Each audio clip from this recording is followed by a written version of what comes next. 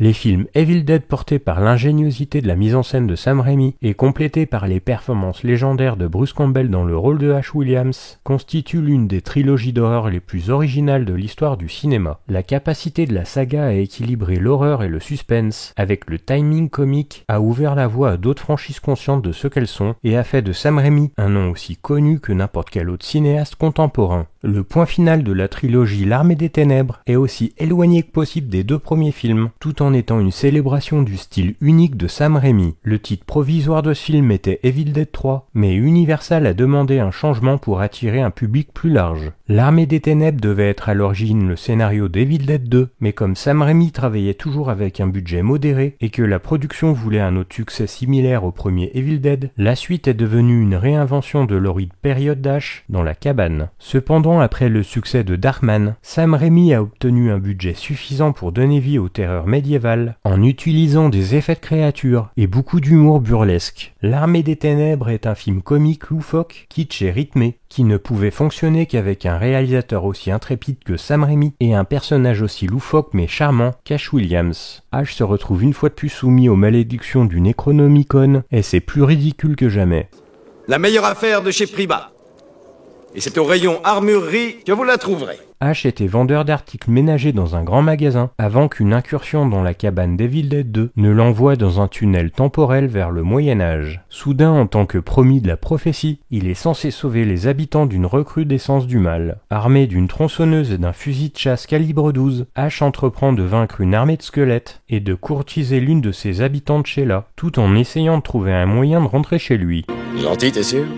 Cette intrigue ridicule est le terrain de jeu idéal pour la créativité cinématographique, illustrée par une scène dans laquelle Ash est conduit vers un moulin à vent, suivi de la technique de caméra tremblante désormais emblématique de Sam Raimi, par la malédiction du Necronomicon, et tourmenté par une bande de mini-Ash. Les gaffes vont et viennent pendant un certain temps, les deux versions d'Ash se livrant à des gags à la Charlie Chaplin. À un moment donné, un mini-Ash saute dans la bouche d'Ash, alors il le brûle et il le noie avec de l'eau bouillante, délivrant l'une des nombreuses répliques irréelles de ce film.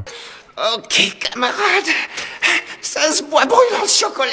Toute la scène semble tout droit sortie d'un épisode des Looney Tunes, ce qui constitue un changement radical par rapport à la surcharge de gore, qui était la première tentative de la franchise. L'Armée des Ténèbres est un film ouvertement kitsch, et fier de l'être, mêlant un mélange unique d'horreur, de jeux d'épée et de sorcellerie, et de cartoons. Même avec moins de terreur et d'effroi, ce troisième volet de la franchise augmente certainement la folie. Le film se déroule assez rapidement et aucune seconde n'est perdue. C'est de l'action presque non-stop et des répliques après répliques. Ash est définitivement au top de son rôle de héros malgré lui, mais nous sommes également exposés à sa stupidité. Bruce Campbell, de retour après les deux films Evil Dead et en pleine forme, délivrant des répliques avec un sérieux pince sans rire qui ferait remarquer Leslie Nielsen. Dans le rôle du héros réticent, il y a un anachronisme ambulant et tire sur des ghouls, transforme sa Chevrolet en tank et ne se souvient plus comment prononcer une série de mots magiques qui rendent hommage au jour où la Terre s'arrêtera de Robert Wise. Clato Verata.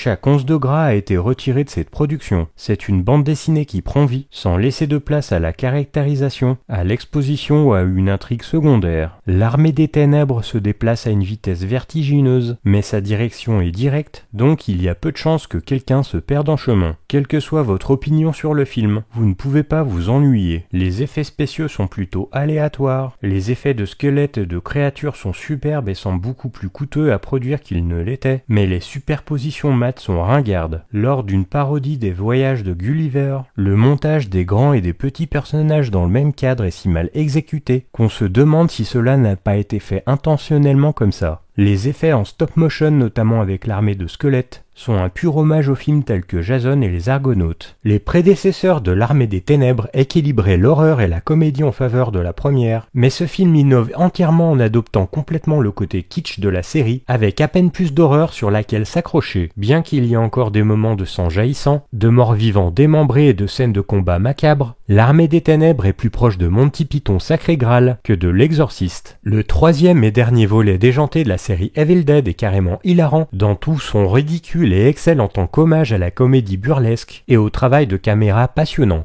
Avec moins de clins d'œil à l'original, mais plus à la suite reboot-remake, ce film est toujours une histoire à part entière. Il repose entièrement sur le côté kitsch et l'humour déjanté, et sur l'aventure amusante dans laquelle Ash est envoyé pour tout gâcher, avec son propre comportement stupide. Bien qu'il soit dur, stupide, égoïste et macho, il se transforme en homme héroïque et attachant, qu'on ne peut qu'aimer. C'est bien plus un film sur Ash qu'un film de possession cette fois-ci.